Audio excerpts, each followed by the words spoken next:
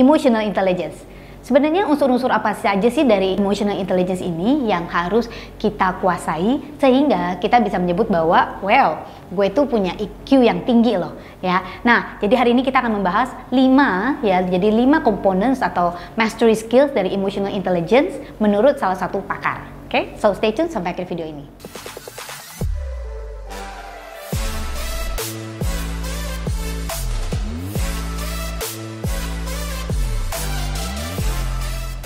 Halo teman-teman semua, welcome back di Teta Magi TV channel dengan saya Clara Angeline. So teman-teman, video ini nyambung pembicaraan kita sebelumnya nih teman-teman, tapi juga bisa stand alone ya. Kita lagi ngomongin tentang emotional intelligence ya.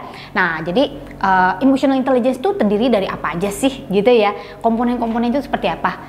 Nah teman-teman, sebenarnya banyak nih ya dari berbagai pakar yang punya definisi tersendiri tentang komponen-komponen emotional intelligence ya. Tetapi just for the simplified purpose, saya memilih salah satunya aja, yaitu dari Steve Getzler ya.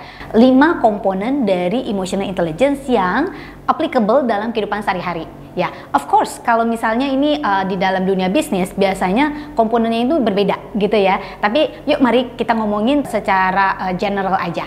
Oke, so yang pertama dan yang selalu ada di setiap pembicaraan pakar tentang emotional intelligence, komponen yang pertama itu adalah consciousness atau self-awareness. Ya, artinya kita itu mengenal bahwa kata-kata kita, behavior kita, tindakan kita itu bisa mempengaruhi, sangat bisa mempengaruhi diri kita sendiri, ya emosionalnya kita sendiri, dan juga bahkan tim kita dan orang-orang di sekitar kita. Gue itu sedang ngerasain emosi apa? Is this fear? Apakah ini ketakutan? Apakah ini anxiety? Apakah ini kemarahan misalnya gitu ya? Jadi kan kalau sebenarnya kalau emosi itu nggak cuma 5 doang gitu ya, takut, marah, apalagi tuh sedih gitu ya. Nah, bahagia gitu kan ya. Kayak film itu loh, Inside Out loh. Nggak cuma itu teman-teman. Nah, jadi semakin banyak kita mengenal tentang spektrum emotions, semakin mudah kita mengungkapkan atau mengekspresikan kita itu lagi ada di emosi yang seperti apa. Semakin kita aware atas emosi kita, semakin mudah kita masuk ke yang kedua nih, yaitu emotional management atau self-regulatory ya. Jadi kalau Steve Getzler bilangnya self-regulatory, artinya kemampuan kita untuk mengendalikan emosi kita ini sehingga nggak meledak-ledak gitu ya, atau bukan meledak-ledak, sehingga tidak sampai pada level dimana levelnya itu merusak ya, jadi destructive level ya. Misalnya nih teman-teman, sedih. Boleh nggak sedih? Boleh lah, semua orang juga ada sedih. Tapi jangan sampai sedihnya itu sampai levelnya super tinggi yang sampai udah grief gitu ya. Ada sadness gitu ya kalau Inggris. Jangan sampai grief. Kalau kita mengenali sampai sini, kita kudu bisa turunin. Atau jangan sampai dia sampai masuk levelnya destruktif di mana terlalu overwhelmed, sedihnya berkepanjangan tuh misalnya gitu ya teman-teman, dan nggak bisa move on ya, apapun itu ya. Marah boleh nggak? Boleh, anger gitu ya kalau dalam bahasa Inggris. Tapi jangan sampai ini jadi yang luar biasa, yang meledak-ledak gitu ya, meletup-letup. Nah, jadi itu ya, yang kedua itu adalah emotional management atau bisa juga disebut self-regulatory. Yang berikutnya ini masih seputar diri sendiri gitu ya, jadi masih seputar interpersonal ya, intrapersonal. Nah, yang berikutnya itu adalah self-motivations. Bagaimana kita mengenal diri kita sendiri dan gimana sih cara memotivasi diri kita. Ternyata teman-teman, setiap orang tuh punya titik atau punya hot button yang beda-beda untuk memotivasi diri. Nah, jadi kita harus mengenal tuh, apa sih yang sebenarnya itu jadi motivasi saya gitu ya. Apa sih yang sebenarnya bisa trigger saya melakukan ini dan melakukan itu gitu ya. Nah, semakin kita bisa mengenal diri kita sendiri, artinya apa? Kita bisa semakin efisien teman-teman ya.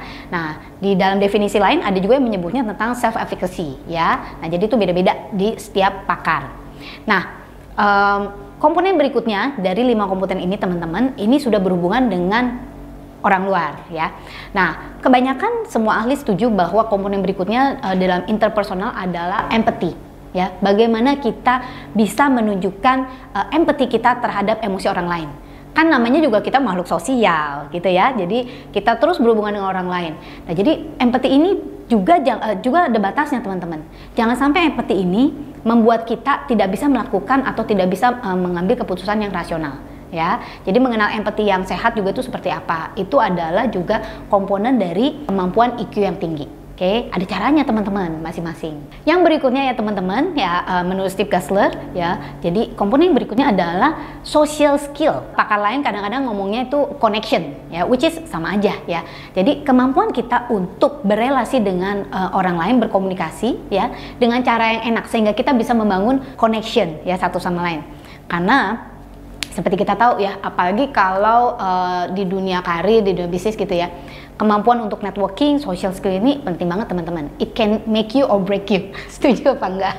Oke, so jadi itu ya 5 komponennya teman-teman. Yang pertama adalah tentang self awareness, yang kedua tentang self regulatory atau saya suka nyebutnya emotional management, yang ketiga tentang self motivation, ya, yang keempat empathy, dan yang terakhir tentang social skill kita atau building that connections. Teman-teman jangan lupa nih supaya nggak ketinggalan ya pembahasan lebih lanjut, klik tombol subscribe di bawah ini dan juga tekan tombol bel notifikasinya. Oke, dan juga nonton video-video kita yang lainnya di channel ini yang banyak ngebahas tentang emotional intelligence, tentang emotional healing ya, karena sebenarnya channel ini banyak nih ngomongin tentang emotional healing, tentang law of attraction, karena semuanya itu berhubungan. Nanti kita akan bahas ya teman-teman apa sih connectionnya, dan juga tentang money management. Why? Because everything is connected.